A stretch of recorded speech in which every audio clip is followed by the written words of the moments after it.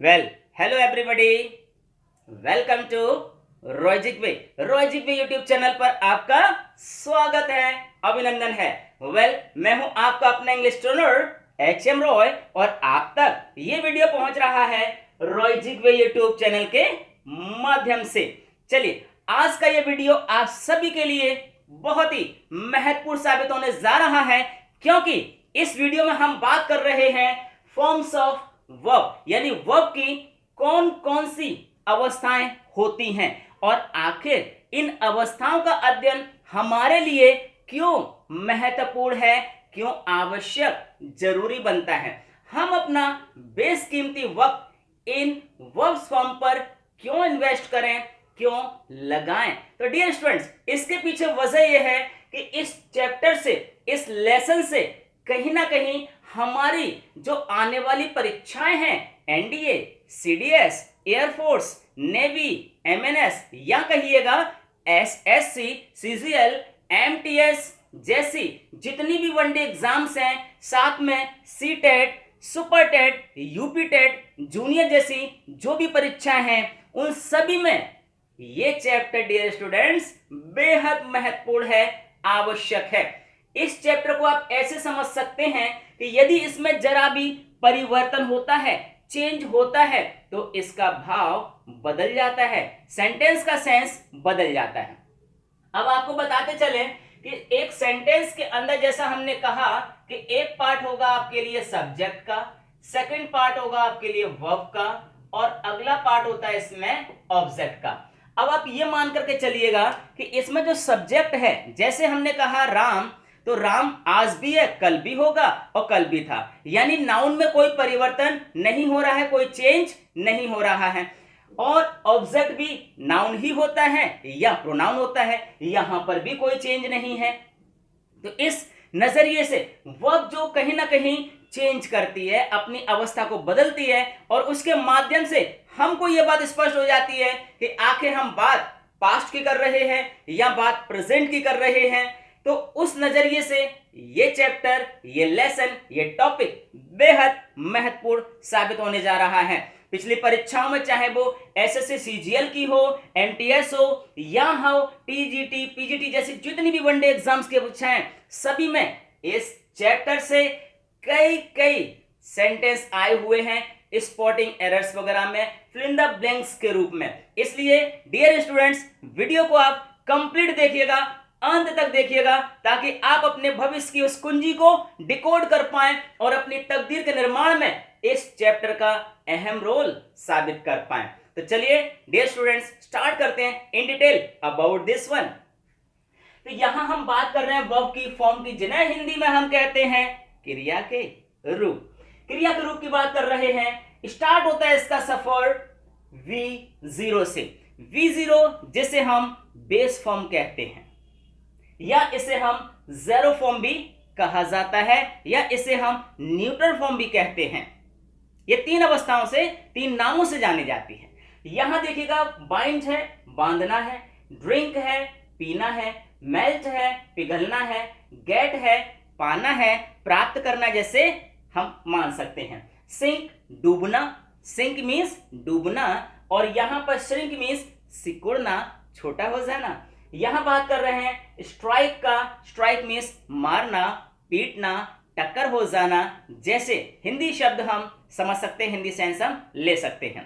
तो ये base form है, और बेस फॉर्म का मीन्स होता है कि ये किसी भी सब्जेक्ट से प्रभावित नहीं होती है, यानी सब्जेक्ट आपका सिंगुलर है या सब्जेक्ट है आपका प्लूरल, इस बात से बेस फॉर्म पर कोई फर्क नहीं पड़ता है डियर स्टूडेंट्स। ये जिस अवस्था में है उसी अवस्था में रहती है। हम एग्जांपल्स की मदद से चर्चा अवश्य करेंगे।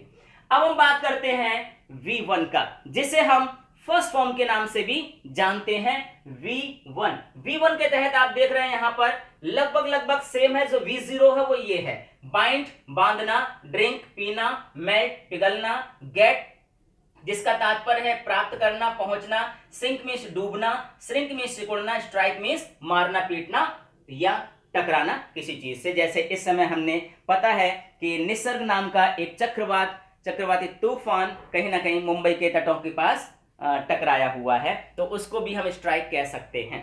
ठीक है, अब आपको यह ध्यान रखना है कि हमारा बेस फॉर्म यानी बेस फॉर्म और फर्स्ट फॉर्म में क्या डिफरेंस है। दोनों के अंदर को समझिएगा कि ये जो फर्स्ट फॉर्म होती है, फर्स्ट फॉर्म हम इसे तभी कहते हैं जब ये सब्जेक्ट के अनुसार, ध्यान रखिएगा, सब्जेक्ट के अनुसार, सब्जेक्ट यदि आपका सिंगुलर है तो इसमें हम क्या करते हैं, वर्ब की फर्स्ट फॉर्म में एस या ईएस अप्लाई करते हैं, यानी चेंज हो रहा है डियर स्टूडेंट्स, चेंज हो रहा है यहां पर। जबकि यहां पर हम बात करते हैं बेस फॉर्म में कोई एस या ईएस नहीं लगाते हैं, इसीलिए वो बेस फॉर्म है, जीरो फॉर्म है।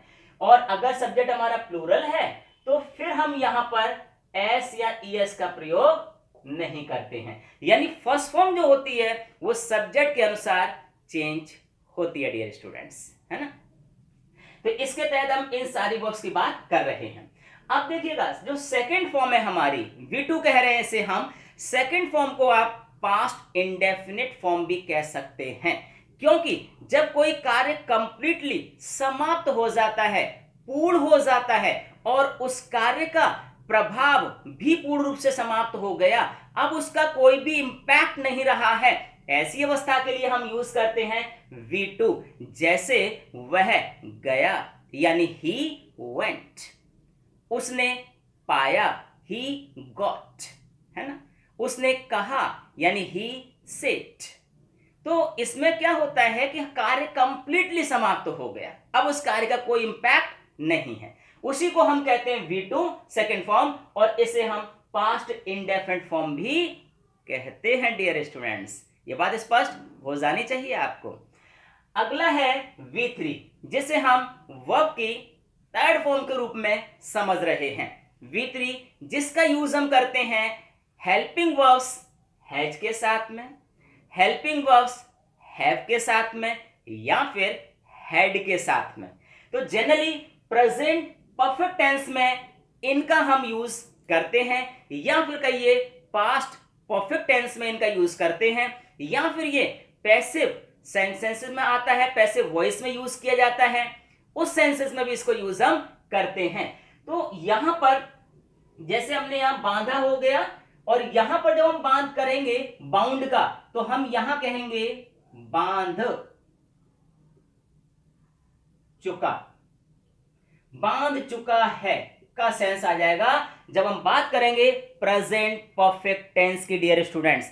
तो प्रेजेंट परफेक्ट टेंस और पास्ट इंडेफिनिट टेंस दोनों में कार्य समाप्त हो जाता है, लेकिन अंतर इतना है कि पास्ट में कार्य पूर्ण रूप से समाप्त हो जाता है, कोई असर उसका नहीं रहता, जबकि प्रेजेंट परफेक्ट टेंस में, क्योंकि प्रेजेंट का सेंस है, कार्य का असर बना रहता है, समाप्त जरूर हो जाता है लेकिन असर बना रहता है। जैसे मैंने कहा है यानी प्रभाव अभी भी है, मैंने खाना खा लिया है, आई हैव टेकन फूड, मैंने पुस्तक पढ़ ली है, I have read the book, यानी कार्य समाप्त हो गया लेकिन असर अभी भी बना हुआ है डियर स्टूडेंट्स।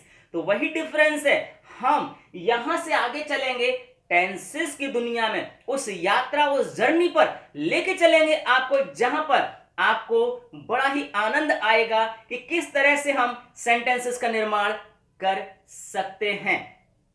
ये सेंटेंस कहीं ना कहीं आपकी पर्सनालिटी में भी इंप्रूव करेंगे, डेवलप करेंगे, इजाफा करेंगे, इंप्रूवमेंट लेकर के आएंगे। तो ये समझिएगा कि जो वर्ब की ये फॉर्म से इसको समझना बेहद आवश्यक बन जाता है आपके लिए। अब देखिएगा यह बाउंड हो गया, बांध चुका, और बाउंडन का मतलब बंधा हुआ। बाउंडन जिसे हम पास्ट पार्टिसिपल कह रहे हैं, जो एडजेक्टिव भी है, एडजेक्टिव के रूप में भी कार्य करता है। सेंस देखिए बदलेगा, बाउंड मीन्स बांध चुका और बाउंडन मीन्स बंधा हुआ।